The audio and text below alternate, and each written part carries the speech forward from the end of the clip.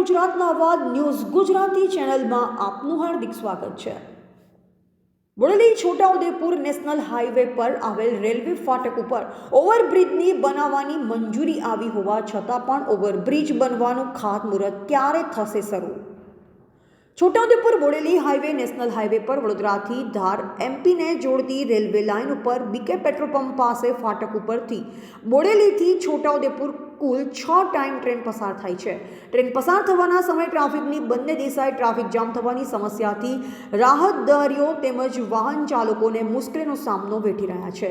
6 સમયે રેલવે ફાટક બંધ થવાથી ઢોકલિયા તેમજ અલીપુરા ચોકડી પર વાહનોની લાંબી કતારો લાગતી હોય છે, જેને રાહદારીઓને પણ મુશ્કેલીનો સામનો કરવો પડે છે। લોકમુખ એવી પણ ચર્ચા ચાલી રહી છે કે બોડેલી નગરપાલિકા બનશે તો કેટલાય માથાભારે બિલ્ડરો જે સરકારી જગ્યામાં મકાનો દુકાનો બનાવી નાખે છે તે નગરપાલિકા બને તો દબાણો દૂર થઈ જશે, જેના કારણે પણ નગરપાલિકાને આ માટે પણ અટવાઈ ગયું હોય તેવું લાગી રહ્યું છે।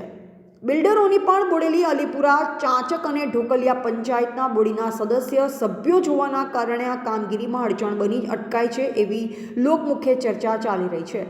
બોડેલીને નગરપાલિકાનો દરજ્જો 2014માં મળી ગયેલ, પણ સંખેડા ધારાસભ્યને બોડેલીની રેલવેનો ઓવરબ્રિજ અને બોડેલી નગરપાલિકા બંનેમાં જો ઊંડો રસ દાખવીને ઉપલી કક્ષાએ ધારદાર રજૂઆત કરે તો ઓવરબ્રિજ અને નગરપાલિકાની સમસ્યાનું નિરાકરણ આવી શકે તેમ છે તેવું લોકમુખે ચર્ચાઈ રહ્યું છે।